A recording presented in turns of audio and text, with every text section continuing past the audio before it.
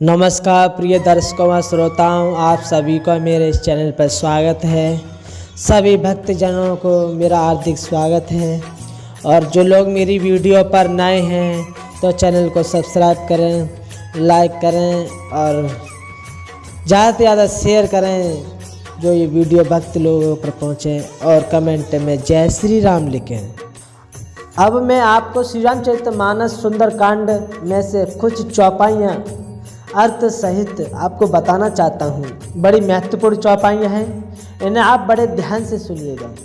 कुछ लोग इसे पढ़ तो लेते हैं लेकिन समझते नहीं हैं। अगर समझना ही तो हमारे जीवन के लिए सबसे बड़ी उपलब्धि है।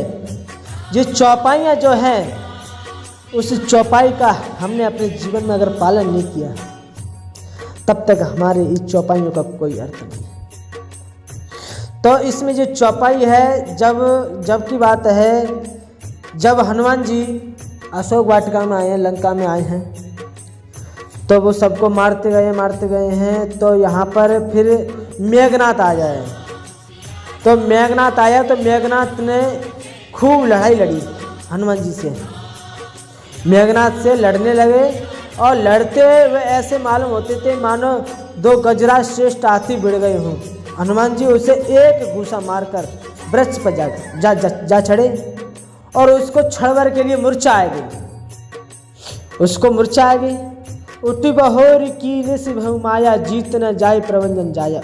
फिर उठकर उसने बहुत माया रची, परंतु वे पवन पुत्र उससे जीत नहीं सके। देखो, मेघनाथ ने बहुत से अपने शस्त्र छोड़े और बहुत माया रची, लेकिन फिर भी पवन पुत्र के सामने बिल्कुल कोई भी माया नहीं आती चली।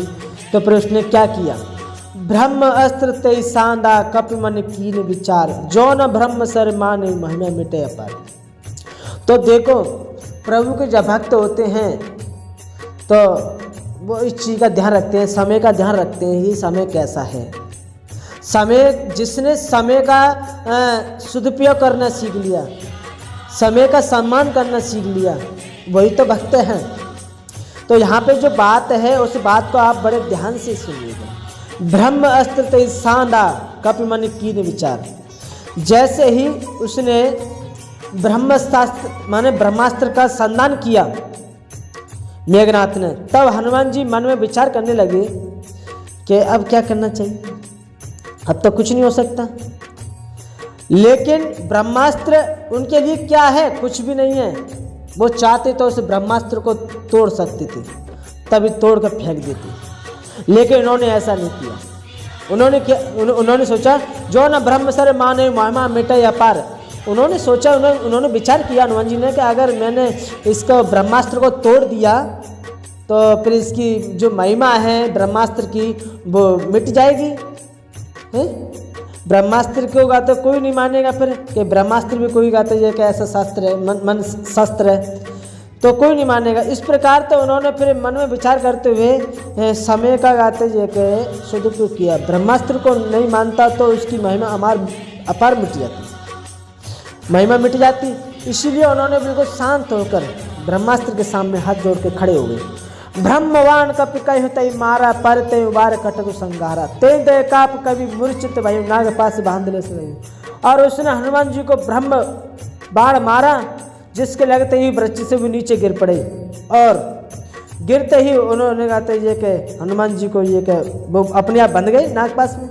हनुमान जी मूर्छित हो गए और वो बंध गए नागपाश में। और देखो यहाँ पे कितनी सुंदर बात कही गई है। शंकर भगवान क्या कह रहे हैं? जास नाम जप सुनई भवानी, भव बंधन काटै नर ज्ञानी, तास दूत कपि बंध तरु आवा, प्रभु कारज लगी कपि बनावा। ध्यान से सुनिएगा मेरे प्यारे श्रोताओं। तो शिव जी क्या कहते हैं कि हे भवानी सुनो, जिनका नाम जप कर ज्ञानी विवेकी मनुष्य संसार के जन्म मरण के बंधन को काट डालते हैं। और देखो, उन्हीं का दूत हनुमान जी, उन्हीं का दूत कहीं बंधन में आ सकता है क्या? नहीं आ सकता। किंतु प्रभु के कार्य के लिए हनुमान जी भी स्वयं अपने को बंध गए, स्वयं अपने आप बंध गए। वो अपने आप बंधे हैं। वो चाहते तो उस ब्रह्मास्त्र को ये कि तोड़ सकते, लेकिन उन्होंने ऐसा नहीं किया। उन्होंने सोचा कि शायद इसमें प्रभु की का तो कोई लीला हो, है कोई लीला हो प्रभु की, इसीलिए वो शांत होकर बंध गए। उन्होंने ब्रह्मास्त्र का एक अपमान नहीं किया है। ऐसे होते हैं भक्त। कपिवंदन सुनि निश्चर धाये, कौतुक लाग सवा सवाए, दसमुख सवा दीक कपि जाई, कपि न जाई अति दुर्ग प्रभुताई। बंदर का भान जाना सुनकर राक्षस दौड़े और कौतुक के लिए तमाशा देखने के लिए सब सभा में आए, और हनुमान जी को जाकर रावण को सभी ने देखा और उसकी अत्यंत प्रभु ऐश्वर्य की कुछ नहीं जाती, कह नहीं जाती। तो देखो यहाँ पे जो मैंने जो दुआ है इसका मैंने जो बताया है कि ब्रह्मास्त्र का जो मैंने उपयोग किया था मेघनाथ ने, तो हनुमान जी ने इस पे विचार किया कि इस ब्रह्मास्त्र का क्या करना चाहिए, तो उन्होंने उसका सम्मान करते हुए अपने आप बांध गई।